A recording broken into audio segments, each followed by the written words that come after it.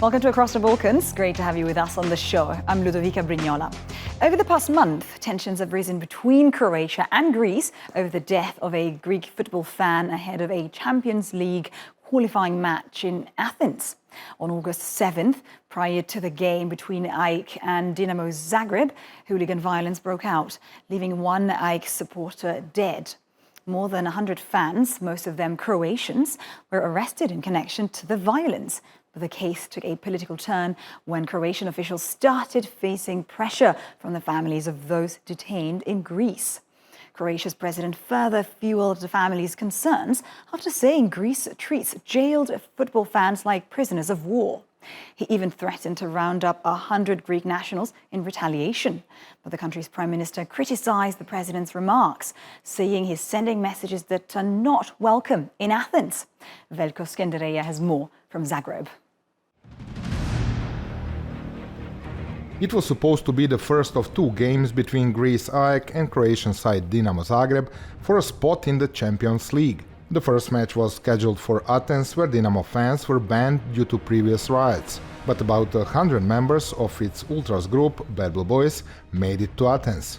And the match was overshadowed by further riots, which resulted in the death of Mikalis Katsouris, a fan of the home team AEK. Oni su tamo s namjerom se tući, napraviti nerede. Međutim, ne možete svih 102 sudionika optužiti za ubojstvo. Nisu oni išli ubijati. Nisu, to je splet okolnosti nesretnih. Sigurno nitko, ja tvrdim, siguran sam da tvrdim da nitko tih 102 učesnika ili ovi koji drugi koji možda nisu uhićeni nije išlo s namjerom ubiti. But one life was ultimately lost, and that was enough for Greece to act.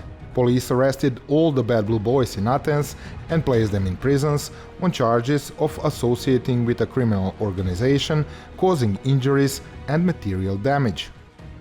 A eventualno za njih 2, 3 u cijeloj toj masi može biti elemenata za nekakvu kaznenu odgovornost, jer se desilo nešto što ja ne znam da li je itko planirao i da li je itko htio. Nije utvrđeno da bi taj nož imao bilo ko od hrvatskih navijača. Back in Croatia, the football fan community is sticking to a code of silence. Representatives of the Dinamo fans did not want to speak in front of cameras. I was told by their community that everything is being done not to jeopardize the already difficult situation. There will be no contact with media, they say, until the case is fully resolved and the fans are released. But that might take a while. That's because the Dinamo fans arrested in Greece are set to be detained for an unusually long 18 months. And this has sparked a political backlash in Croatia, going all the way to the top. Mr. Robi, tko je smislio samo? Ajmo razgovarati o toj nesuvisloj tezi. Članica Europske unije ima pritvor, kako god to tehnički nazivali, istražni zatvor, to je čuza. Dakle, to je ono, krknete iza rešetaka i tamo stoji. Da, to je pravosudni gangsteraj. Milanović did not stop there. He accused the Greek judiciary, to put it mildly, of being subpar and yielding to political pressure to make an example of Croatian fans. Prime Minister Andrej Plenković was much more moderate. Ja sam uvjeren da oni koji su eventualno povezani s ovim slučajem je došlo do, nažalost, smrti jednog državljanima, njih ne može biti 100, ne može biti 98, to je sigurno. I stoga apeliramo na grčke vlasti da što brže i efikasnije provedu ovaj postupak i da se naravno velika većina tih hrvatskih državljana praktički deportira u Hrvatsku. Plenković has expressed his condolences to his Greek counterpart Kyriakos Mitsotakis and visited the detained fans alongside two ministers. He says the case is now under the jurisdiction of the Greek justice system and not the government. In other words, politics cannot influence the speed or the outcome. However, despite criticism of the Greek judiciary by Croatian President Zoran Milanović and the quiet diplomacy of Prime Minister Andrej Plenković, about 100 Dinamo fans are still being held in Greek jails. What is unclear is why, even after more than a month, Greek investigative bodies have not singled out those who could be responsible for the death of the Greek fan. And there is no shortage of CCTV footage. But Greek police hasn't yet even identified whether Katsouris was actually killed by a knife or some other improvised weapon. And it's also unclear whether the AEK fan was in fact killed by the Bad Blue Boys. It is also indicative that none of AEK's fans were arrested. So the question arises, with whom Dinamo fans clashed? Pa imate stotinam kamera. Pa nije to u nekoj šumi se dogodilo nepokriveno, dogodilo se usred Atene. Jel tako? Sigurno ima, kažem, uzeli su sve moguće dokaze, pa morate nakon tih mjeseci pol, koliko je već prošlo, nešto mora se dokazati, imati nešto o tome svemu. And one of the recordings is this one.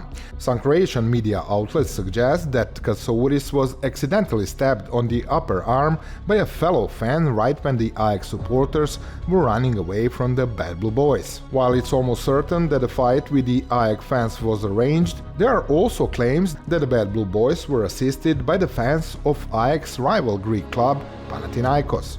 To je izazov u tom navijačkom svijetu da se dođe na teritorij protivnika, da se tamo napravi određena inicijacija, fotografiranje i tako dalje. Drugo, oni su u prijateljskim odnosima sa navijačima Panathinaikosa koji su tih dana igrali sa Marsejom, čiji ultrasi su opet tradicionalni prijatelji navijača AEK-a. Prema tome, tu se jedan koloplet motiva dogodio. Antolić was a member of Dinamo's board in charge of security for many years and had to leave his position this year due to pressure from fans. And on whether this riot and that could have been avoided, he has little doubt. Mogla je spriječiti grčka policija već na granici Albanije i Grčke nakon što su dobili podatke iz Crne Gore o tome tko dolazi, popisane su osobe i vozila, tako da su oni to već mogli napraviti. Drugačije su se mogli organizirati na ulazu u Atenu, a onda kad su ljudi već ušli u Atenu, onda je to već bilo puno kompliciranije. Pogotovo što taj kvart gdje se taj sukob dogodio je poznat kao kvart u koji policija baš bez prijeke potrebe ne ulazi.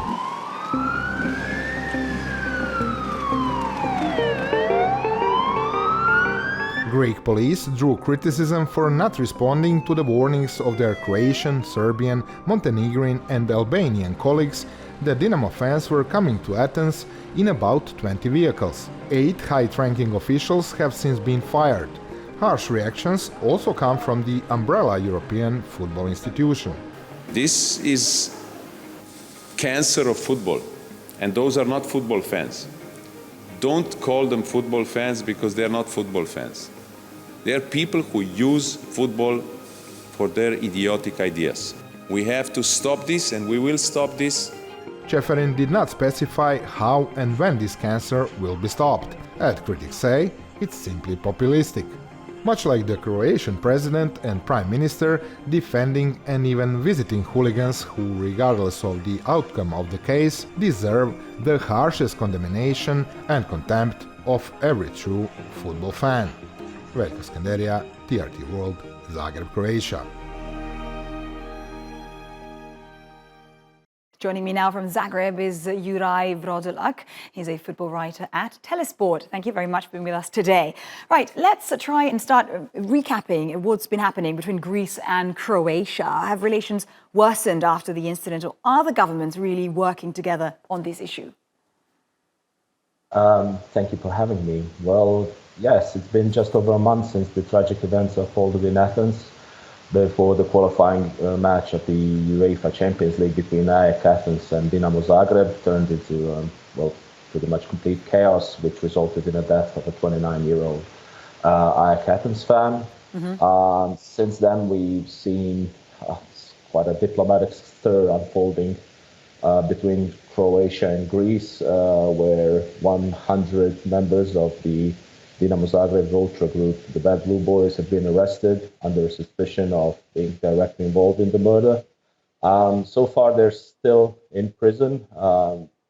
It became, as I mentioned, sort of a dispute where the Prime Minister, Andrej Plenković, intervened himself, traveled to Greece to find out about the status of the arrested Croatian citizens, mm-hmm. and about the possibilities of about the unfolding of the investigation itself. It seems like the investigation is pretty ongoing, and there are no clear results as of yet on who is directly responsible for the tragedy. Meanwhile, the families of detained Croatian fans are pressuring the government to ensure safety and fair trial. But at the same time, the president said Greece is essentially treating them like criminals, and he is also threatening Greece that he would retaliate. What do you make of all this? Well, it is quite telling that the president is using such rhetoric. It's not unusual for him to use such rhetoric because he's very inclined on trying to stand behind the arrested Croatian citizens, but at the same time denouncing them because of the fact that they are still involved in what's essentially a murder case. So it's quite a tricky situation with using such rhetoric. Where he even threatened on it.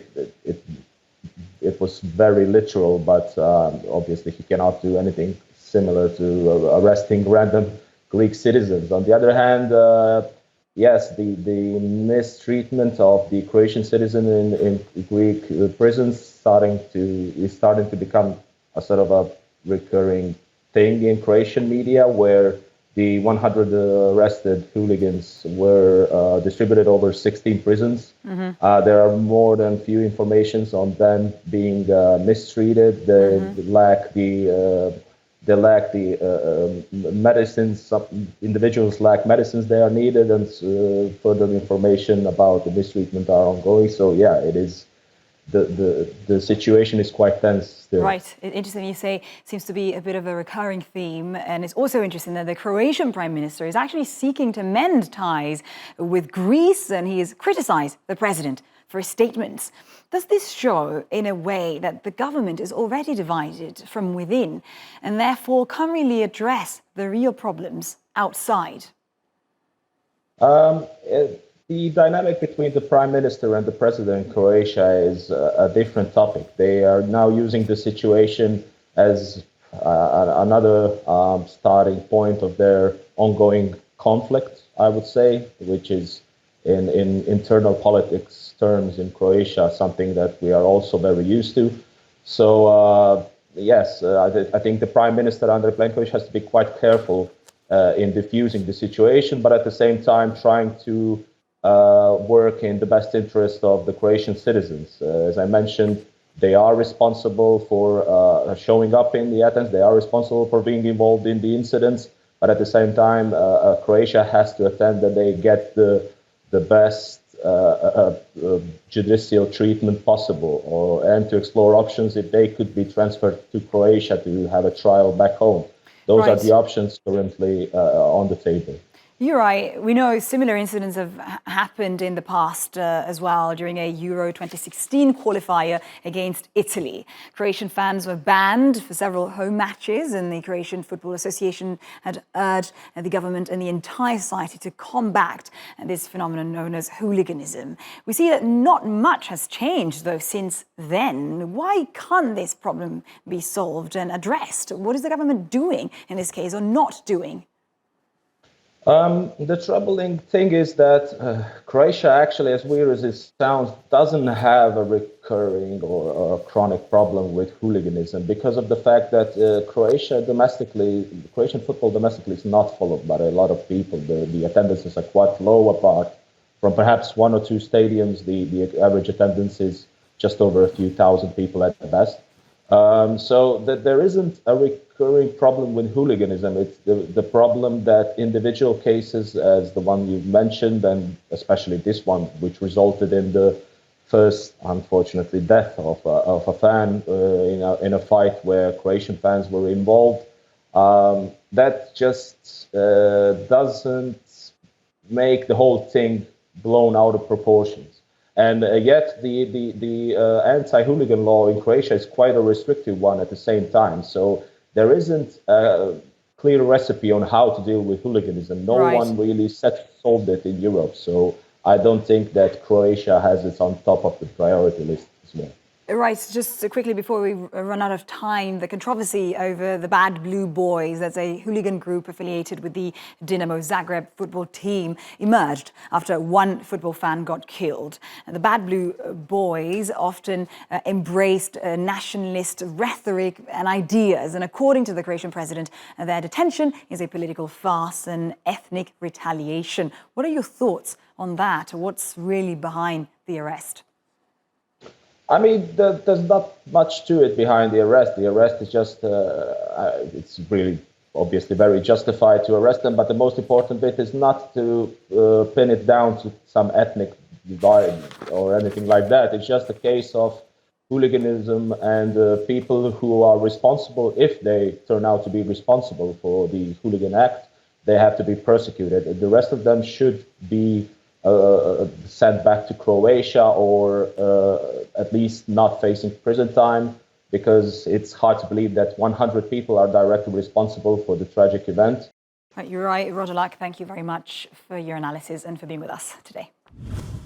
Right, let's look at other stories making headlines in the region this week. Ethnic tensions spilled onto the football pitch after national teams from Romania and Kosovo faced off in Bucharest last week in a Euro 2024 qualifying match. Players were taken off the field in the 18th minute after Romanian fans held up a pro-Serbia banner and chanted "Kosovo is Serbia." The match resumed after a 45-minute delay, with Romania downing the visitors 2-0. Kosovo, which gained independence from Serbia in 2008, has faced similar racist chants at other matches. More than 100 countries recognize Kosovo as a state, but many, including Romania, still do not. Bosnian police have arrested 5 people suspected of involvement in the 1995 Srebrenica genocide, when more than 8,000 Muslim men and boys were killed. Bosnia's State Investigation and Protection Agency says the officers also conducted some searches and confiscations during raids in the country's Serb entity, Republika Srpska. According to a Bosnian news portal, the people arrested are allegedly former Bosnian Serb army officers and soldiers. And Montenegro is holding the annual Laziest Citizen competition, which mocks the stereotype that describes Montenegrins as slothful. The competitor, who remains horizontal for the longest, will earn €1,000. The previous record of 24 days has already been broken. Most of the participants in the northern village of Bresna are from Montenegro, but others also hail from Serbia, Bosnia, Croatia. Even participants from Russia and Ukraine have joined.